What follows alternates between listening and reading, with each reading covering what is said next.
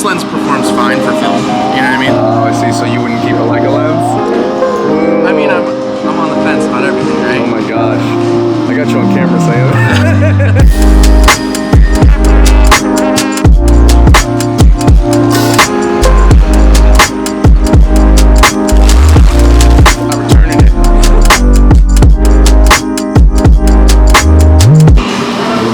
Gear lust.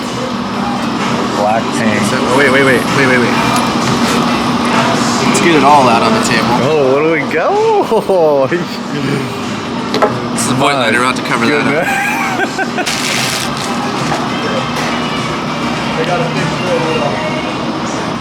And I bought this for $400. Yeah.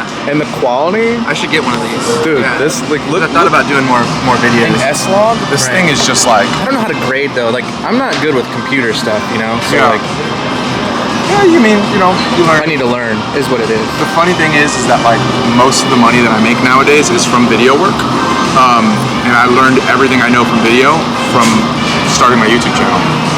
I learned to color grade. I learned to do audio. I learned. Fell asleep. I'm not used to it. What? The camera fell asleep? Oh yeah. I'm not used to it. You gotta tap it sometimes. Be more alert. That's all. Yeah. That's why I walk slow. I always tap it. I'm always tapping just to keep the digital cameras awake. Yeah. Because there's nothing worse. Like in the realm of Leica, that's like the biggest. That's one of my biggest things. Yeah. I had an M10. I sold it because like I was out and I can't remember what the shot is now, but in the moment I was like I missed it because the camera was asleep, and I was like that's it. I'm going back to film. Because at least the camera doesn't fall asleep.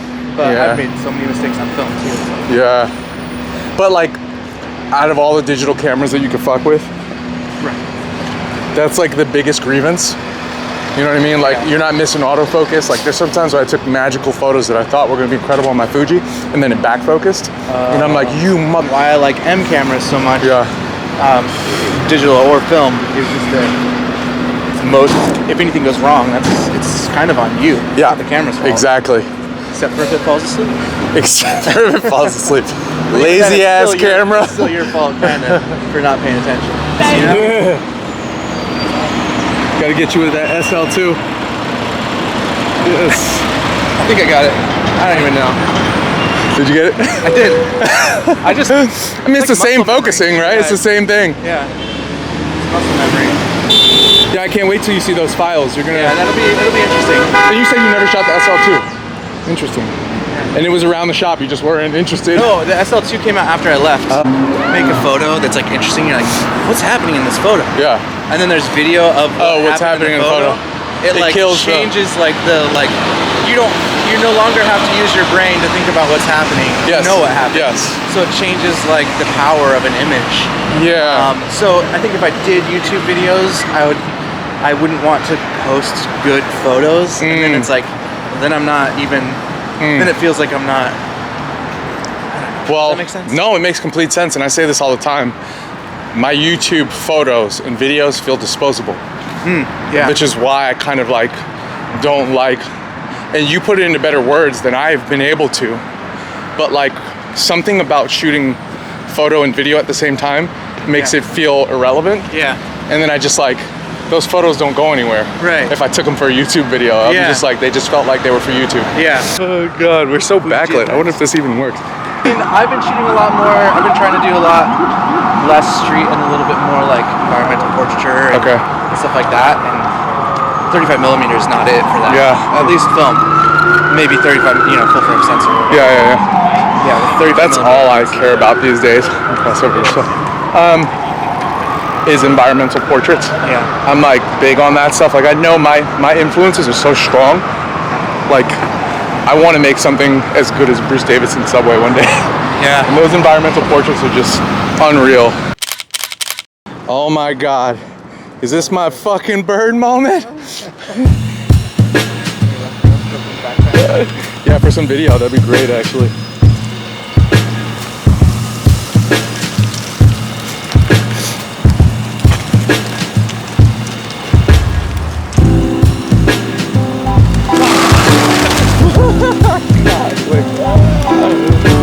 That's actually scary. I literally thought they were gonna hit me. I was like, oh God, this is not gonna be good. honestly thought I was about to be pelted with birds.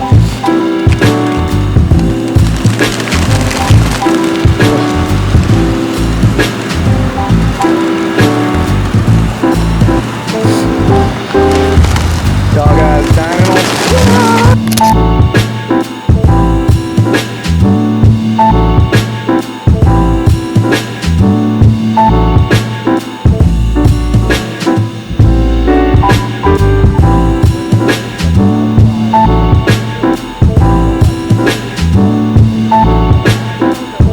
Yeah, but hey brother, you mind if I take your portrait?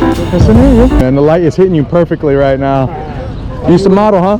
Huh? You ever used to model? No, no, but I get a lot of people taking my picture around. Oh really? That doesn't surprise me. There's photographers always lurking. Man, I was just a photographer born and raised in New York, you know? Cool. Yeah. Yeah, me too. Cents an hour is just disrespectful. It is disrespectful. Because the love and the care that they provide for us needs to be matched by the investment in their lives. There is no excuse that they are caring for others while they have to bend. How often are you to delete it? If I love the photo, Yeah. I've probably deleted 3 photos my entire life. I'm not out here deleting photos. Okay. I will always say that I do street photography because I enjoy the people and the conversations, and this camera it feels like an excuse for me to interact in a city that it can be very cold and isolating sometimes. So I like that this is a way for me to break through. Yeah. I struggle with the ethics of street photography a lot, and I always try to portray people with some form of integrity. Like, I'm not gonna, if they're fake, like for example, if somebody's bending over and their ass crack is showing that their face is in the photo, I won't use it, right? Because the reality, like that's, You wouldn't want that to be you. no, I think about those things, you know what I mean? Yeah. But I also like, What about like someone picking on us? I have photos like that, and it's totally fine because it seems like it's kind of cute, you know what I mean? It's Well, not in a like, way, it's like, so I go back to portrait because I agree with like what you're saying. Like, I want to give people, I want to like necessarily portray people in a bad light. But that's just them as individuals. yeah. As far as like humanity, if I'm taking photos like I'm showing humanity or like what I see on the streets or my point of view, I don't want to have to censor myself just because someone's doing something that's kind of embarrassing for them Yeah. in public. Yep. It's like, yeah, if you're picking your nose, like, I'm sorry, that happened. Yeah. It's kind of funny. Yeah. But Well- I go back and forth because, you know, I wouldn't necessarily want a picture of me picking my nose Yeah. to go everywhere on the internet. So Yeah. I go back and Like forth. there is like, okay, I guess the way that I think about it is, okay, what is the best case scenario of my photography, right? Wow. Oh, I mean, I don't usually shoot street performers, but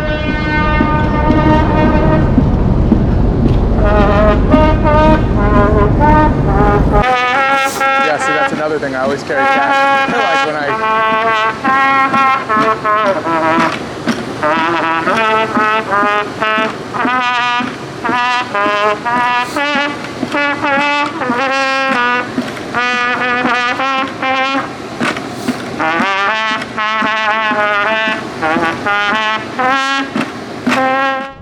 Not playing a tune or Yeah. a beat, just hitting them. Okay, so back on that note, well, I guess where my mind is at, like, when I really think about it and I say, what is the greatest outcome of my images? Best case scenario, this photo becomes famous of this person, right? That's what I'm hoping, Sure. right? One day. What is the photo? What's the context? Where's the person from, and like, will they see it?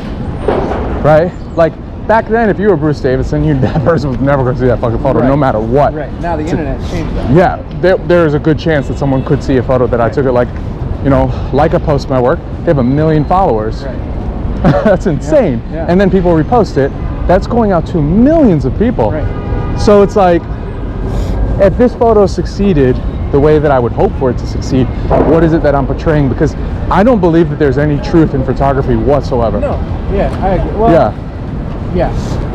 It's all half truth. So then it's Well, it's our observations of an individual that we know nothing about. Well, right? also, yeah, and it's also just, it's within 4 frames. Like, I was talking to someone, my wife was like, oh, but it's like real life, so you're just portraying real life. It's like, you're not. You're portraying this section's real life. Yeah. You just don't know what's happening outside the edge of the frame. Yeah. And something could be influencing, like, Like, oh, look at that. There's an elephant in the middle of fucking Midtown. That's crazy. Yeah. But you don't realize like right outside the frame is actually like the circus. Yeah, You know. yes.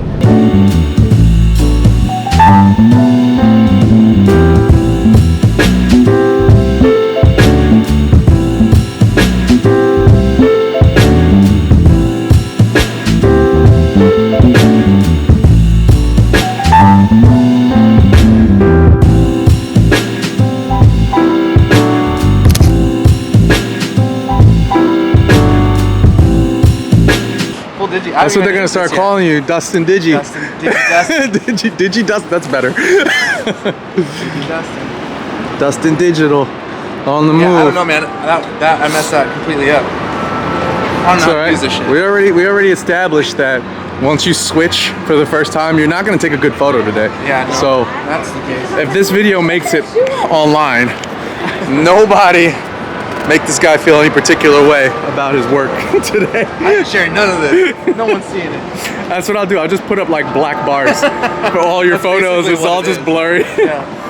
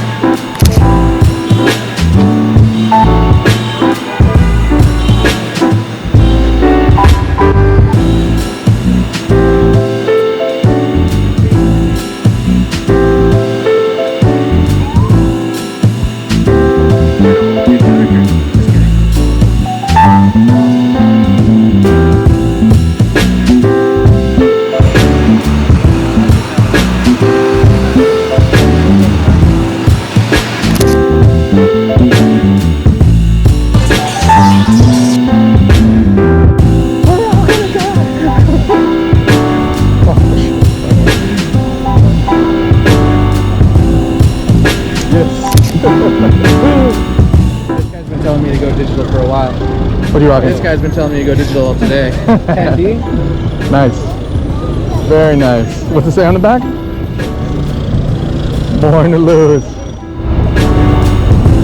Take a portrait, you think?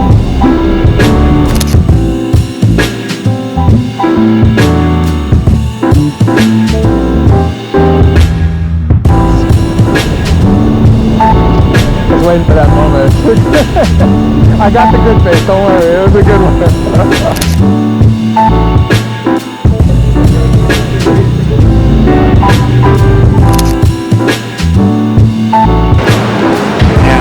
Now I'm like a street photographer. Uh-oh.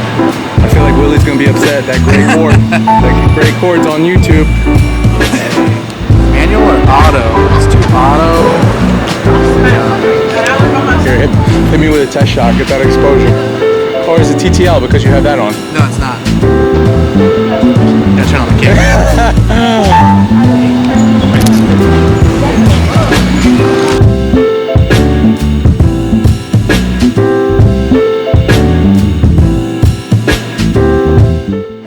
So what do you stand to lose if you just shot digital?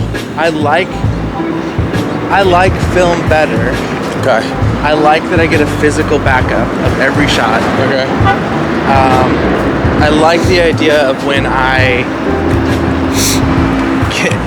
move upstate or like get a house with a room, I can have a dark room.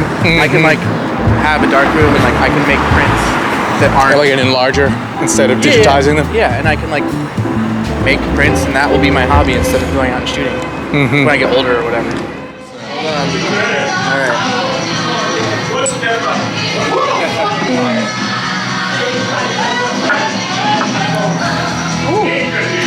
Ooh, that's a deep glass. That was a deep glass. Oh shit. I think that a lot of photographers, sorry to go right. No, good. Just want to finish the thought before I forget. Yeah. I think a lot of my favorite photographers have a look, and I think that a lot of that's like whether it's they only shot with Tri-X, whether it's they stuck with a 28 millimeter or 50 millimeter, they have a look. Yeah. And I'm not saying that like you can't switch it up, but I definitely think that it's important to have consistency. And you don't think you can get that consistency? You don't think it would meld if you? I think there's an immediate change in the look. Okay. I mean, I think digital looks way different than film. Fair. I mean, I guess it depends on who you're asking. If I'm being completely honest, I think that 88 to 95% of the people looking at my images have no clue what film or digital is. True. So I think that's where it comes full circle to what we were talking about today. Earlier was like, are you shooting for an audience or are you shooting for other photographers? Ooh, right, yeah. But it's also, that's a question that I think everyone needs to ask themselves for sure. but also, are you shooting for yourself or are you shooting for other people? Which is even a harder question to answer because like, what is the end goal? Because once you start getting into that territory, it's like, oh fuck, do I ever want to make anything of this, like professionally? Sure. Man, good questions. Good questions. To be continued? Hey, Or do you have some answers No, for I the don't think I have it. I mean, I think if you're making work that's purely for yourself, you probably don't have an Instagram. Interesting.